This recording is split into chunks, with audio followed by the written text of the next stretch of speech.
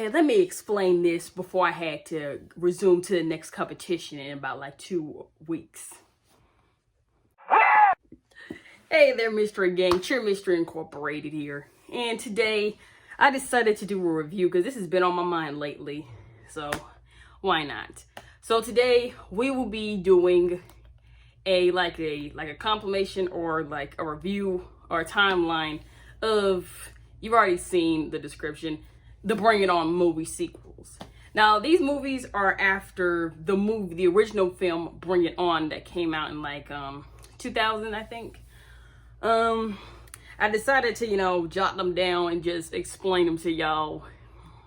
So let's get started. So the first movie, we have Bring It On Again. Now y'all, this is right after the original film Bring It On, the first one. And in this movie, we have a young college freshman named Whinier. I don't know what kind of name that is. Whinier. That sounds like whiny. And her friend Monica, this is her black friend Monica, and they're new freshmen, and they went to Cal U State with the cheerleading squad. But then they have a very snobby, Karen-ish team leader, like literally. She's a Karen. Let's just be real. And now, yeah, when I first watched this film, I thought it was interesting at first, but then when it got into like the mid part of the movie, it just started to get a little disinteresting because I thought it was like funny in the beginning, but then it just got a little boring as the movie proceeded on. Yeah. And what I find fun, I mean, her friend Monica, I only seen this girl in other movies. I've only seen this girl in like another movie, like, I'm talking about the black girl who's her friend, and the woman that plays her is Fionn A. Chambers. I mean, I only know that girl from the movie Epic Movie. That's where I've seen her from. That's literally the only movie I know her from. And when I saw her in this movie, like, oh, she played a cheerleader. Oh. So anyway, and then this movie, they're out here. They were in they started off good on the cheerleading team at Cal U State, but their team leader just became snobby and just annoying. And they decided to leave the team all because her little new date, her boyfriend, was a DJ, and they said that, oh, DJs are not cool. That's not what cheerleaders do. That's not what we do. This and that. So they both quit the team because of this young boy, and they decided to make a team of their own. And by using these weird, non-experienced cheerleaders, people, and they're teaching them, it's kind of comical, to be honest. I mean, they have no idea what they're doing, and I'm like, oh my god, she's gonna kill these kids. And once it gets to like at a mid-end, they eventually like challenged the original Cal U team to represent the school for next nationals, and of course they won. Congratulations. Whatever. I mean, the good person always wins, as usual.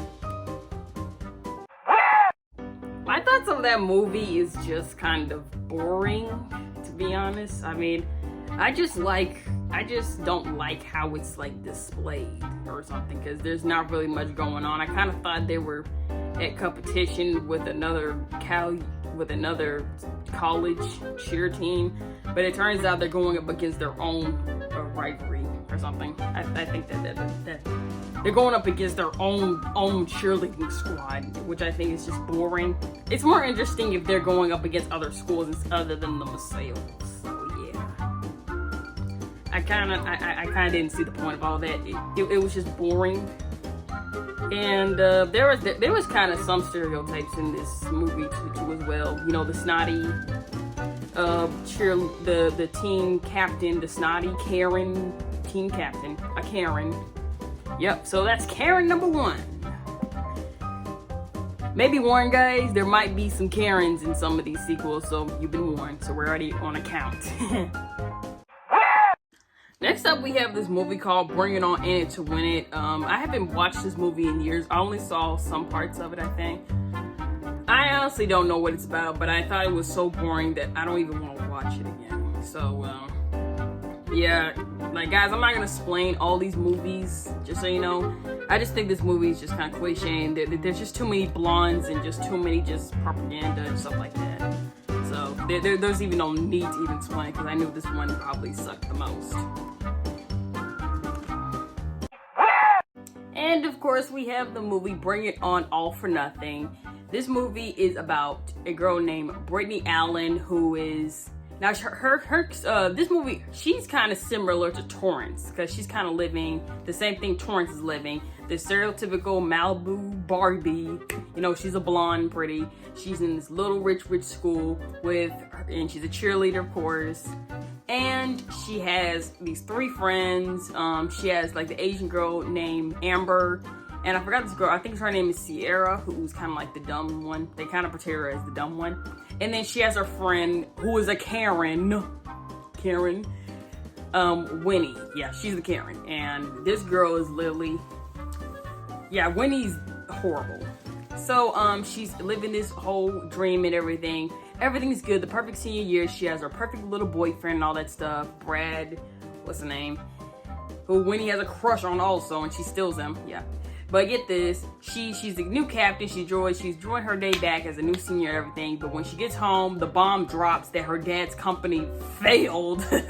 Yeah, she has a little mini tantrum about to like, I'm a cheerleader, dang it. So her dad's company fails, and then they have to move to freaking Crenshaw. That's horrible news. So Brittany has her last day. She explains to her friends that she's leaving and all that stuff, and they gotta go. And so she, out of all of them, she decides to pick freaking Winnie as the captain. So Winnie is honored by this, and Winnie decides, we're gonna make you not a cheerleader no more. You can't cheer on other teams because it'll make you like a cheer bleep, you know. I can't say it, but that's what she's calling it, which does not exist in cheerleading, just so you know.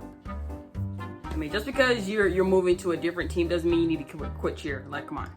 Anyway, so they made her bury her pom-poms and all that stuff, doing this little ritual and all that stuff. Like, who does that? And it sucks. Yeah. So Brittany moves to Crenshaw, and she kind of gets a lift, and she's driving up as the new Malibu Barbie. And as these other Crenshaw students are looking at her like crazy, she's just pulling up in a whole little ladybug car and all that stuff. She moves in, and she meets all these she discovers this little Crenshaw cheerleading squad, which she eventually joins and all that stuff. And of course, the girl Camilla, my girl Simone from, Beyonce's sister. You know, she don't really like her. She's calling her white girl and all that stuff, but eventually they kind of grew attached to her. Moving on, Brittany is drawn upon the Crenshaw team from trials because she impressed Camille and all that stuff. And Winnie kind of sets her up and explains to her friend, look at that, she's cheering on their team. She didn't even tell y'all. And that's when Brittany realized that Whitney, the Karen, is not her friend, and that she's fake. Yeah, she's just this horrible girl full of envy and evil. Like, she's just this demon spawn straight from hell. So she eventually goes. They're no longer friends like that, you know. And she discovered that Winnie was never her friend to begin with. Yeah. And moving on, Brittany decided to change up their routine to make it better, all that stuff.